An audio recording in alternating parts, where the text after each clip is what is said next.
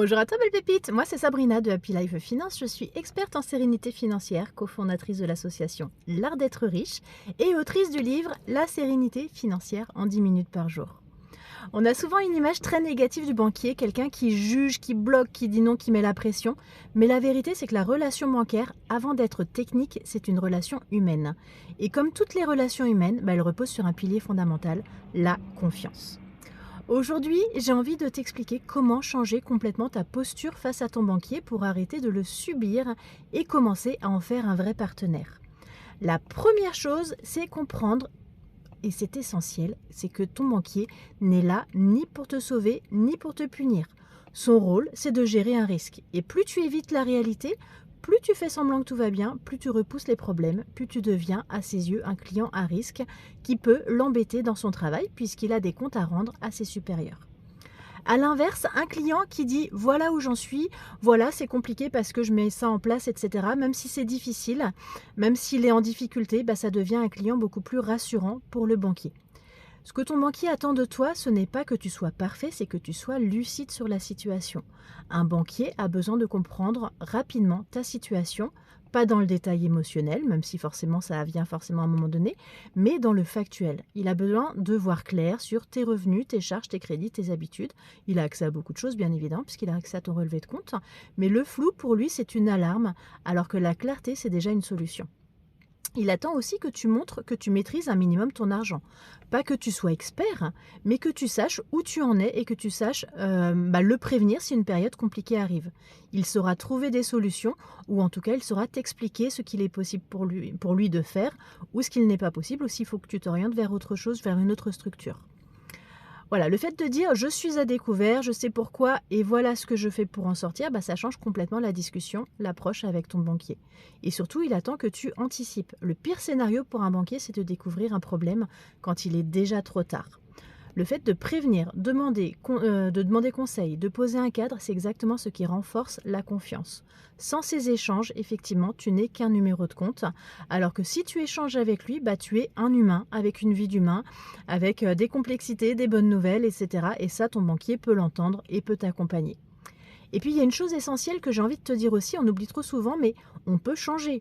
Si vraiment ton banquier est ce que j'appelle un ours mal léché dans mon livre, tu peux changer de banque, tu peux changer de conseiller, tu peux changer d'agence, tu peux changer d'enseigne. Il y a un dicton que j'adore qui dit, alors je ne sais plus exactement, mais on n'est pas des arbres, on n'est pas obligé de rester sur place, on peut bouger, etc. J'ai plus le dicton en tête exact. Dis-le moi en commentaire si tu vois de lequel je parle. Et avec un banquier, c'est exactement pareil. Ce n'est pas parce qu'il a une posture d'autorité qu'il a tous les droits.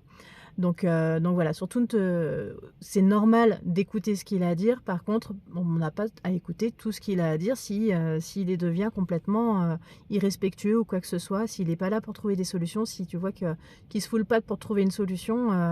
Bien évidemment, il y a des limites, mais voilà, il est là aussi pour t'accompagner vers ta solution.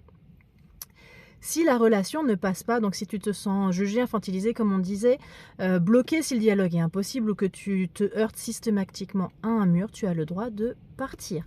Mais ça, et c'est important, plus tes comptes sont sains, plus ta posture est sereine et plus ton champ d'action est large. Quand tu maîtrises ton argent, tu choisis, tu ne subis plus. Et cette liberté-là, elle commence toujours par remettre de la clarté et de la santé dans tes comptes.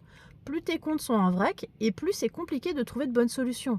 C'est difficile d'ouvrir un compte si tu es fiché Banque de France par exemple. Donc il y a autre chose qu'on oublie également souvent, c'est si tes comptes vont mal, ton banquier aussi est attendu au tournant. Comme je te disais tout à l'heure, il a des comptes à rendre. Un compte en difficulté, c'est plus de procédures, plus de contrôle, plus de pression pour lui. A l'inverse, un client avec des comptes sains, c'est un banquier plus serein, plus disponible, plus ouvert. Vous êtes dans le même bateau au final, donc simplement pas toujours avec la même lecture de la situation, mais quand tu adoptes une posture calme, responsable, transparente, la relation change naturellement si le banquier est bien disposé. Sinon, tu changes. Alors, qu'est-ce qui fait toute la différence dans le discours ? Il y a des phrases qui ferment immédiatement la porte. Ça va être je comprends pas, c'est inadmissible, la banque c'est des voleurs, machin, ce genre de truc. Voilà. C'est pas de ma faute, ou je verrai plus tard. Et puis il y a des phrases qui ouvrent le dialogue. Voilà ma situation actuelle, voilà ce que j'ai compris, voilà ce que je mets en place, qu'est-ce qu'on peut faire ensemble. Voilà, vous êtes dans le même bateau, donc surtout n'hésite pas à lui parler d'humain à humain, tu as le droit de ne pas savoir, tu as le droit d'avoir fait des erreurs, mais voilà, par contre il faut vraiment prendre contact avec ton banquier et échanger d'humain à humain, ça c'est vraiment primordial. Voilà, donc c'est vraiment ces phrases-là en tout cas qui montrent que tu reprends le pouvoir et ça un banquier il le ressent immédiatement. En conclusion, avoir une bonne relation avec son banquier, ce n'est pas une question d'argent, c'est une question de posture. La sérénité financière commence le jour où tu arrêtes de fuir, où tu regardes les choses en face et où tu redeviens acteur de ton argent.